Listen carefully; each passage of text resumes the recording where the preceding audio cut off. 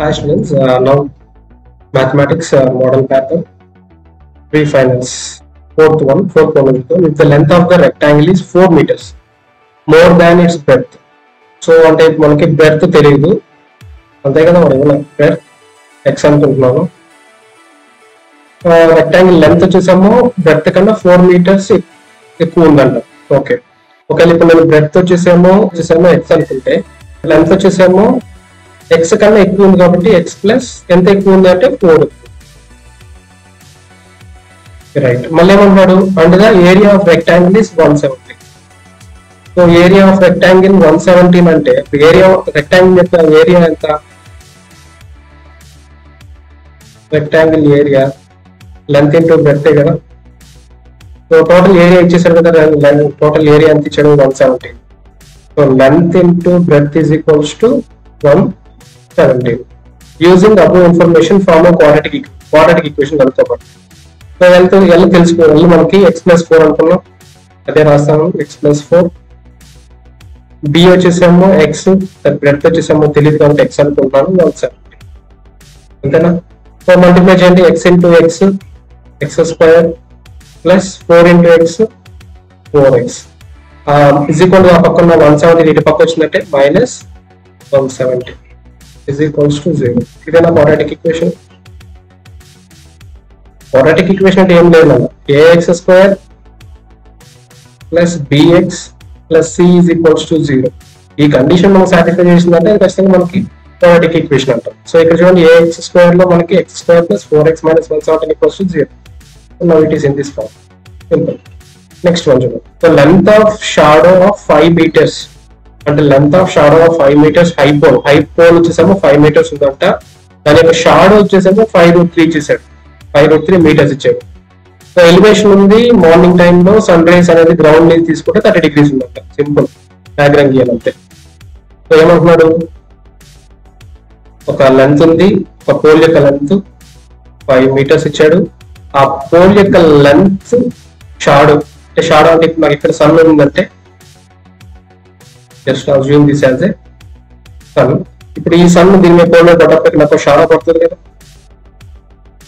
So ఇది మొత్తం నా షాడో. ఈ షాడో ఎంత ఇచ్చేసాడు, డిస్టెన్స్ 5√3 ఇచ్చేసాడు. ఎంత యాంగిల్ ఉందంటే ఇక్కడ 30 degrees ఎంతనా. కొన్నిసార్లు ఏమంటాడంటే ఇప్పుడు ఇది డయాగ్రామ్ సెట్. సో ఏబి అనేది పోల్ అనుకుంటాము, బీసీ వచ్చేసేమో షాడో యొక్క డిస్టెన్స్ అనుకుంటున్నాము, ఏసీ వచ్చేసేమో మనకు అక్కడ ఇవ్వలేదు. మేబీ కొన్నిసార్లు ప్రాబ్లమ్ ఇలా అడుగుతాడు, 2 సైడ్లు ఇచ్చేసాడు, ఇంకొక సైడ్ ఎందుకు కనుక్కోమని చెప్తాడు. ఇప్పుడు ఈ పక్కనే కనుక్కోవాలి, యాంగిల్ తెలుసు. సో నేను పక్క కనుక్కోవాలనుకుంటే సైన్ థీటా తీసుకున్నానంటే opposite side by hypotenuse. So simple గా sine 30 degrees is equals to opposite side by hypotenuse. ఈ ఫార్ములాస్ కూడా ఇంపార్టెంట్.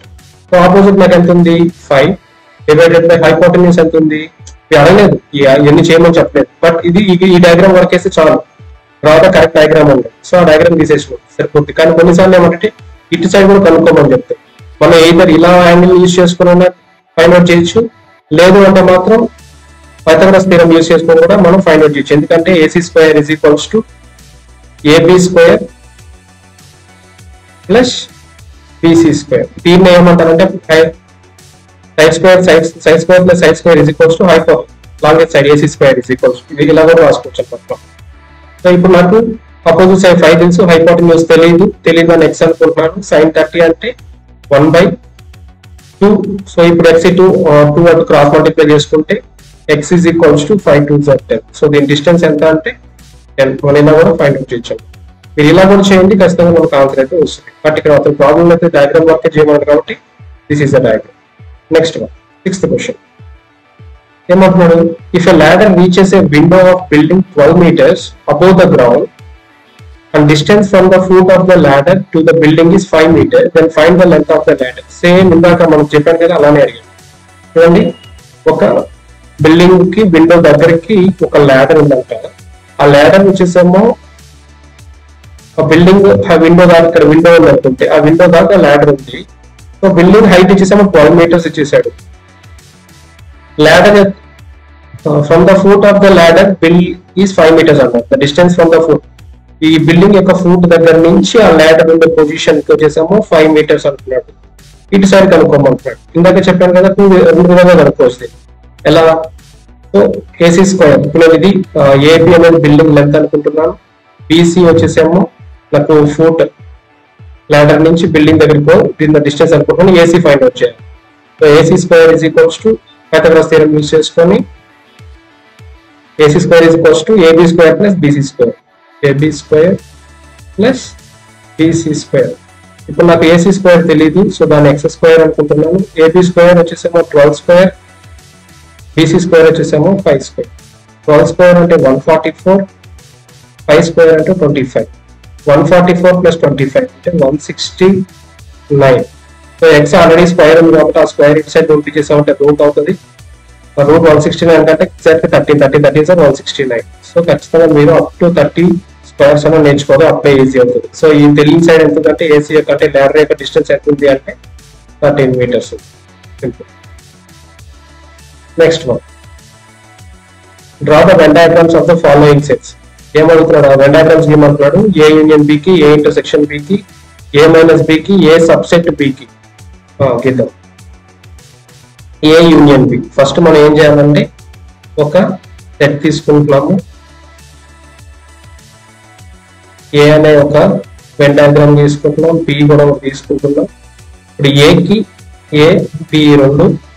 ఇప్పుడు ఏబి నాకు ఏమవుతున్నాడు? యూనియన్ అంటే మొత్తానికి నువ్వు డ్రా చేయాలి. సో మొత్తం అంటే ఇది మొత్తం వస్తుంది.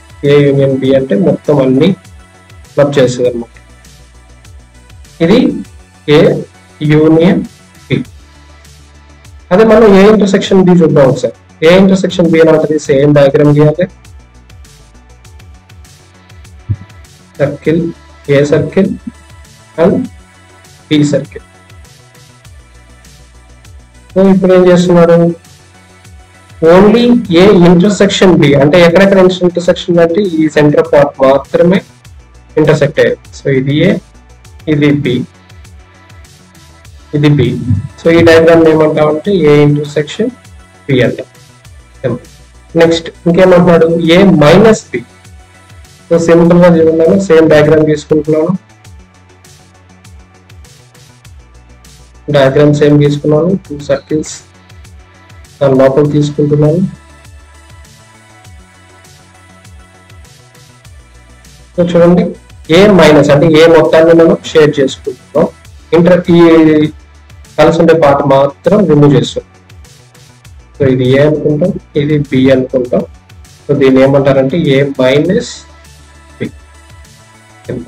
నెక్స్ట్ వన్, ఇంకొక డయాగ్రామ్. ఇంకోటి ఏమంటున్నాడు? ఏ సబ్సెట్ బి అంటే సబ్సెట్ ఏ అనేది సబ్సెట్ సబ్ లో ఉందన్నమాట. అంటే ఎలా? నేను టోటల్ సర్కిల్ తీసుకుంటున్నా, ఇది బి అనే సర్కిల్ తీసుకుంటున్నాను. సో దాని లోపల చిన్న పార్ట్, చిన్న సబ్ పార్ట్,